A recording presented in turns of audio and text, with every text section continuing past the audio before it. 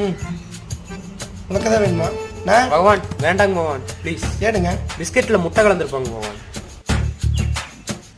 Biscuit சாப்பிட மாட்டீங்க, அப்போது வடை வடை வடை சாப்பிட்றீங்களா? ஐயோ வடை வேண்டாங்க வடையில் முட்டை கலந்துருப்பாங்க பகவான். வடையில் எப்படியா முட்டை கலந்துருப்பாங்க? முட்டை போண்டா போடையில் அதே எண்ணெயில் தானே போட்டிருப்பாங்க, அதில் முட்டை கலந்துருப்பாங்கல்ல. ஐயோ சரி, ஒரு டீயா சாப்பிட்றியா? வேணாங்க பகவான், டீயில் முட்டை கலந்துருப்பாங்க பகவான்.